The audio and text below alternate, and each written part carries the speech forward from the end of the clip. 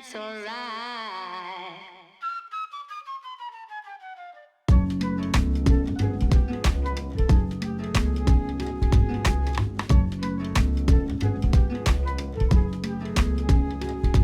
I got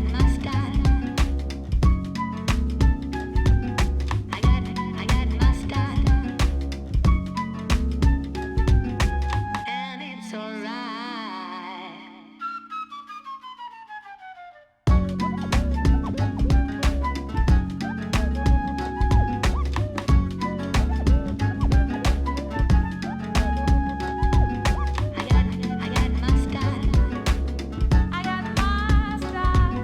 I got mustard. I got mustard. I got mustard. And it's alright. Hello and welcome back to Farming Simulator 22 on Haut Beyleron. My voice might have changed a little bit, but I pronounced that spot on that time. And I did say I wasn't going to even try that again, but look, I've picked it up dead quick, so there we go. I probably won't try to do that again, but at least at one point on one of these videos I pronounced that properly, even if I did have a little bit of help by doing it. Anyway, a few changes have gone on since the last episode. As you've probably noticed on the channel, I've been doing some how-to videos, a bit of informational videos. They have taken quite a time, so I haven't had a chance to just pretty much play the game and enjoy it. So I've been doing little bits in between this episode and the first. Not too much, I haven't like advanced or anything crazy. I've just been doing a few little jobs just to try and get a bit of progression going onto this map, because this is going to be my series where I just try out all the new things, try and get delve into the way I'd normally play the game, which is a big dairy farm and so on, and just try and experience it and see from my side how the game's faring, if it is any good and all that kind of stuff. So I do want to try and progress it quite a bit. So I have kind of changed a little bit of the layout here. I've tried to make it a bit better. Now obviously the terraforming on this I find more difficult. I'll be straight with everyone that's watching, I definitely find it more difficult, and you can probably all do it better than me. And I have tried to flatten it out a little bit. Then again, some farms you go on to, especially where I'm from in the peaks, it is all high up and you get just, it's never flat. So all I'm saying is I've tried to emulate where I'm from. Even though that's complete bull, it's not true. I've just messed up a little bit. But I have tried to make it, you know, look somewhat reasonable. So what I ended up doing was just a few textures on the ground over here, a bit of grass put back down.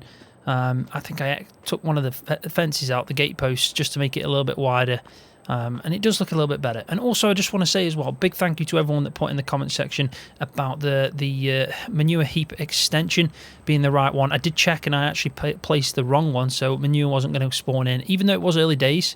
As you can see, I have put it the right one in now, and I'm starting to get a bit of manure, so really do appreciate that. So another thing that I did over this area is I kind of flattened out this area a little bit more, put a bit of gravel textures, a bit of a kind of mismatch of textures, and not this land technically here would have been gravel, kind of fresh a few years back, and as you can see, grass is kind of popping up, and that's how I see it. Now the reason I've done this is because a lot of farms, like the family farm that I go to, that always has a bale pad, and they kind of stack all the bales on there. We call it the bale pad, and yeah, it's where they store the bales. So I wanted an area just like that, where I can store the bales, close to where I'm going to be obviously doing the feed mixes when I'm not using the robot, which is probably going to happen because it kind of takes a bit of the fun away from mixing your own TMR. So even though it is pretty cool, I will try and do it myself. So yeah, I've put a bale pad in, stacked all the bales away, as you can see. I swapped out the attachment, so now I've got this, sold the other one, swapped this out, and I've been using that, and it does stack pretty well. I did try and stack these ones off the trailer. As you can see, they're laid out a little bit differently, but then what I did is I went straight to this from this point, so this row here and these two, but then 4 I stacked up with this. I do prefer it that way. I mean, I do like the other one as well, but I think I need to probably figure out why it's not working as perfectly as it probably should be. So another thing that I did is the fields of grass that I've been mowing and did the silage on, that has now been rolled. So I rolled over both the grass fields, which has turned it up to the fertilising, the highest one you can get. So by using the roll, we just fertilised it. Obviously not done anything to the yield or the growth. It's just give it that second stage of fertilisation. So That'll be a boost, and I am going to try and do hay from that. So, well, I'm not going to try. I am going to do hay from it because we don't have to worry about the temperature, the drying conditions or anything like that with the seasons on this. I'll talk to you in a second about the fields because I have been busy on them as well. But I have been also swapping out a few pieces of kit. So I had a few change of hearts, and I'm just trying to figure out where I've parked most of the kit. So what I did decide to do is I got a weeder. Now, this is for early stage growth on weeds. Now, this is going to be really useful. Talking about the weeds in Fs22, basically, if you put herbicide down on the ground straight after planting, the weeds don't grow, obviously. If weeds grow to a certain level and then you spray herbicide, it gets rid of the state that it says on the field where it says it's got weeds. But the weeds will still have a negative impact on the yield because they did grow at some point. So when you spray the herbicide, it basically stops it. Let's say it's 25% growth on weeds. If you spray herbicide at that point, it'll stay at 25%, but it won't grow anymore, and then they disappear. But they still had that negative effect. And then also I swapped out the seeder there because it was a direct drill. I had a disc arrow here, and the drill had a cultivator built into it. So I just thought I'll get a direct drill. There was an increase in cost, but also by doing that I could have a bigger piece of kit, which means that I'll be in the field less whilst planting. So I thought it made sense to do that. Because I've already got a disc harrow, there's no need for me to have a cultivator on this. And if I'm going to go over the fields, let's say after I've mulched, and then it doesn't need ploughing, but it does need cultivating, I'll probably use the disc harrow, move over to the planter, start rolling straight after, and so on. So there's no point in doing that extra cultivation. I just think instead of having the one piece of kit combined, I'll have a bigger piece of seeder and then obviously a big disc harrow. It just made sense to me. Now, this was an increase in cost, like I said. I sold my other one. Money has gone down drastically. It was at 75,000, but doing the landscaping, selling the other piece of kit, then buying this one, which cost a little bit more, it has taken a bit of a hit. So, in the end, though, it will pay off because we're gonna get into things like crops, and we're gonna do something with straw. Probably not gonna keep it all. We'll sell some soon. Hopefully, over time, we'll be getting different sources of income as well. So. I think it will pay off. If I do need to get money, though, I have got one thing in a minute that I'm going to sell, which will give me about 35,000. So that should be something to tie us over. And then we can also, if we need to, get a small loan, make sure we pay it back. Nothing massive, just to tie us over if we need anything. Now, the bale trailer that I had, I did like it, but as you probably saw in the first episode, the bales were rolling. Now, I have found a mod called Lazy Bales, which I had... the same mod in Fs19, but it was called something different. I think it was called No Roll Bales or something like that. And it just means that the bales are more dense, they don't roll, and they do work actually really well. Now, if it's a real steep hill, they'll still start rolling. Now, so I wanted to see if it improved. It didn't really improve whilst putting them onto a trailer, so I decided to get this trailer, and I did notice that they are more stable on this trailer. And also, it's a British trailer, so I thought at least while I'm in the French area, I may as well bring something from home onto the map. So one other thing that I want to point out is something that's pretty cool. I was doing the field work, and I'll quickly point out that this field here, all the stones have been collected. I have cultivated it. It's had lime. Field 41 and 42 combined that I did is behind. It's had all the lime, so I've sorted out the lime. It just needed spraying about here. This is fertilised because I combined the field 42 and 41 like I mentioned previously, so it already had that first stage of fertilisation. So I do need to do that, which is, I'm going to do that in this episode. I'm going to fertilise all the way down to where the lime is visible, which will help me as well when I want to remove the stones, which is what I'm coming on to. So I've been using this.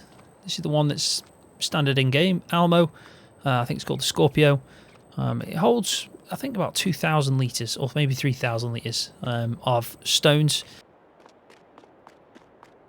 I obviously picked up quite a bit. I've dumped them here. But what I'm going to do is I'm going to sell this because I found a mod. And it's the Scorpio Xl. You can customise it with colours. You can even take the Elmo decals off it, which I've done. I've gone with a nice black colour. But the most important two things about it is it's wider, as you can tell. It's double the size, so it's not 5 metres, it's 10 metres, which means we're going to be in the field less. And it holds more. So this obviously costs more money than that. But I can sell that and get 35,000, and I've leased this out for 3,000, and we're pretty much just going to use it now on one big field, and then it's going to be done. So it is something that I'll probably build up to buying, because the amount of times we're going to cultivate or disc harrow or plough, whatever it is, it seems like on this map it's all large stones. So we're going to need one. We really are.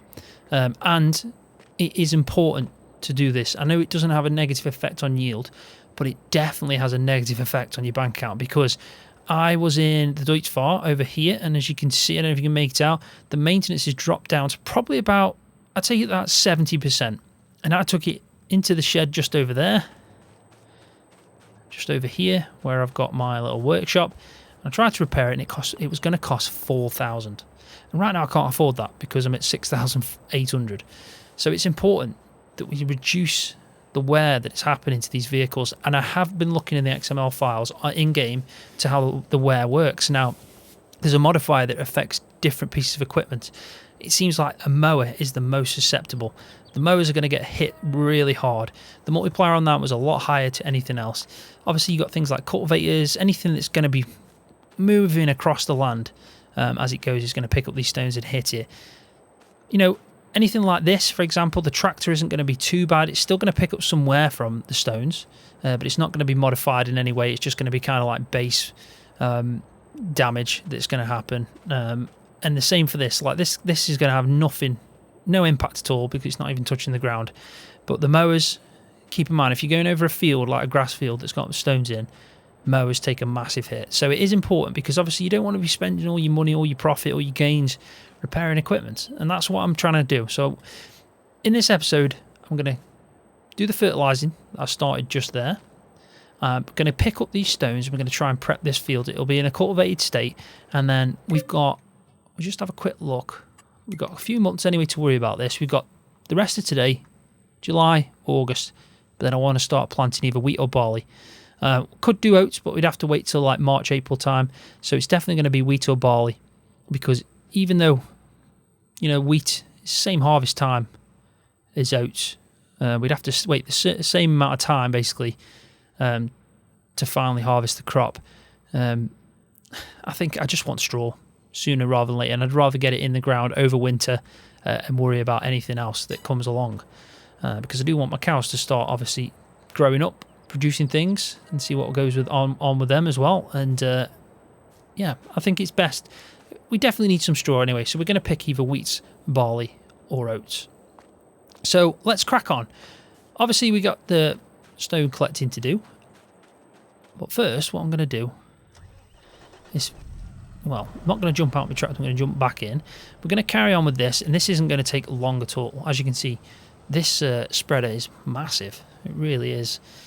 It makes the liquid fertilizer seem like a lot more work.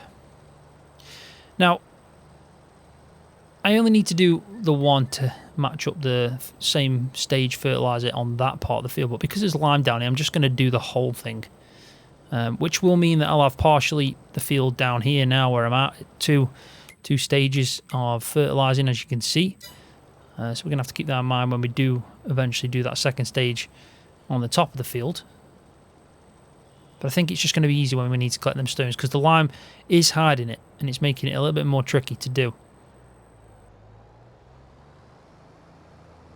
And then also, if you're new to the channel, or if you're a returning viewer, and you know the way I play, you know I like a good montage. So at some point, I'm going to stick in a montage, because I haven't done one of them. I don't think I've done one at all yet on an Fs22 video, so we need to start rolling in them montages again. So I'll probably do that when I'm collecting the stones, because I think I can get some good shots of that. And also, this is not going to take long at all. So I don't know if you can just make it out, but there's so many stones in this field. It's a big job. It definitely needs doing, and I'm hoping that if we use the disc harrow after this, I don't know if it's just because I've ploughed it for the first time, I don't know, but we really shouldn't be getting large stones permanently. If we use, I'm sure if we use a disc harrow, it'll change it to the seedbed state. It's only kind of like taking the top layer, so it shouldn't pick up big stones. I'm hoping that we'll just get the small stones, because then we can roll it, and it obviously is a lot easier to do. So I think I might have just missed a little bit there, but I'll sort that out in a bit. I mean, for the size field this is, it should be a good yield. I am playing on medium difficulty, like you probably know. So it's not going to be killer, but it's still going to be good.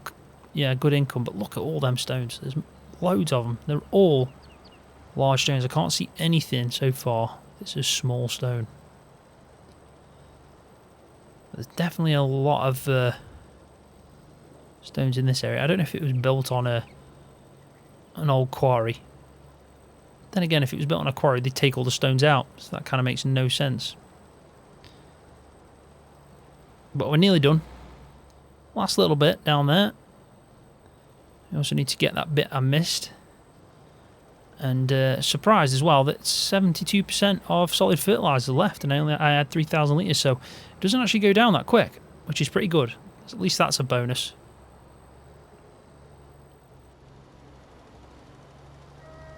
Right, so that should be the last little bit, and it is. So let's go part this back up. We've only used 35% of the capacity that it was holding, so that's pretty good. Let's crack on with this field, because as you can see, it is scattered with stones. And I imagine that it'll probably do quite a bit of damage to a header as well, so kind of want to sort that out. So I am thinking I'm probably going to be using the Fent because it's got the most power. It's also probably going to cost the most to repair, and the maintenance on this is even lower. But let's try this out. I'm hoping it's going to be a lot easier. Like I said, it should hold even more, so there'll be less trips back to drop them off over there. I know I can take these to the crusher and get a small amount of money for them, but what I am going to actually do is, I've seen a mod which I think is really clever, which allows you to basically take them to get crushed, and then it generates some lime for you, which I think is a really good idea. And as you can see, the speed on this is a little bit, well, it's not a little bit, it's definitely been adjusted. So what I'm going to do is I'm going to knock it down, because I think that's a bit too fast. So I'm happy with probably 10 miles an hour. There you go. I'd say that's nice speed, nice steady speed, not too much that it's obviously overkill.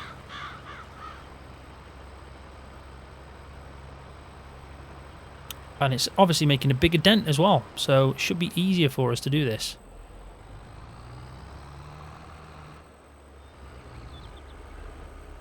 And now we can see where we're going as well. That definitely helps. It was so much more difficult to even try and attempt this when there was lime on the ground. It really was. So I'm thinking about what to do next. Obviously we've ploughed this field, so there is going to be no weeds at all to worry about. So we don't even need to think about that. So we could go straight to planting and then roll after for the seed bed, so we can get a bonus on that. We could even probably do some fertilizer now on this top part and try and max it out, so then after we've rolled, we pretty much just need to wait for harvest. This is making things a lot more easier. We've already picked up 1,000 litres of stone. And as you can see, it's a lot quicker. Right, so I think now is a perfect time to do the first Fs22 montage, and hopefully it'll look pretty good. So enjoy the montage, and I'll cut back in when I've finished the field.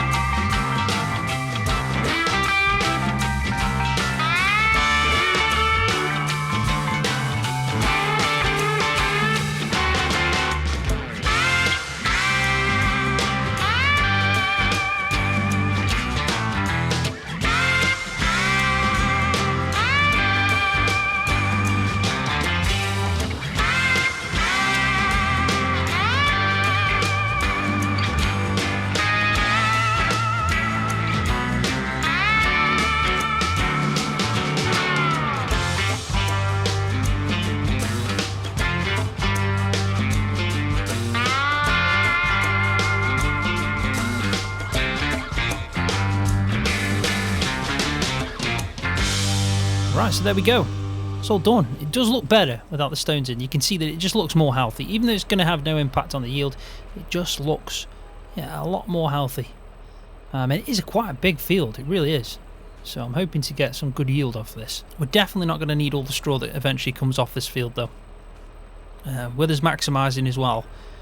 It should give us a hell of a lot of straw, and we've got a second field. So I don't know whether to do a different type of crop in field 39. I want to plant around the same time though, just to make my life easier. So September, October time planting, it seems like we can only really do, yeah, canola, yeah, wheat and barley. So we could do wheat in the big field, but then move over to something that gives around the same time of year harvest or a little bit after.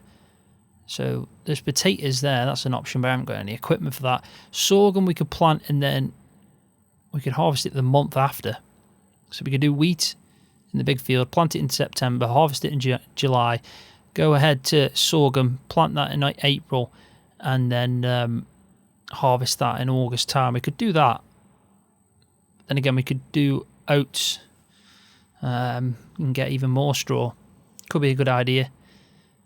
I do like soybeans, but they do, it seems like they don't give off as much as I'd probably like. But I will figure it out for that field. But it is good to actually play the game.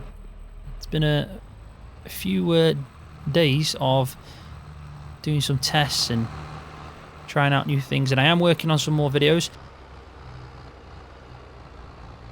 I have been working to try and figure out the best way to kind of look into the production features and seeing what's profitable on that side, but it is proving difficult. There's just so many variables that I don't know the best way to present that in a video, to be honest. Because it's going to be different for everyone. And I'll give you an example. Sugarcane, say you produce so many litres, 1,000 litres, whatever, and then you do take it to the sugar mill, and you turn it into sugar. It does take quite a while to process. That's one point that I should make.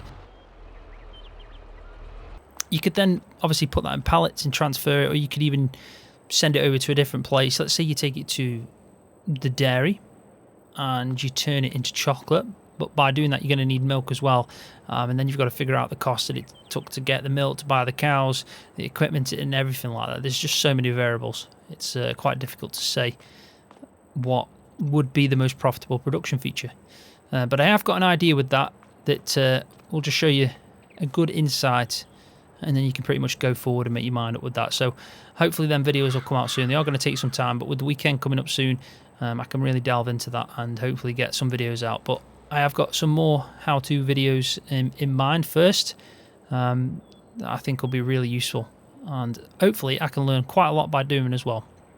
But on that note, I am going to leave the video there. Thanks for watching, really do appreciate it. Hopefully you've enjoyed it. If you have, give it a thumbs up, because that does help my channel out quite a lot. And also, if you're new, don't forget to hit that subscribe button for more videos just like this one on Farming Simulator.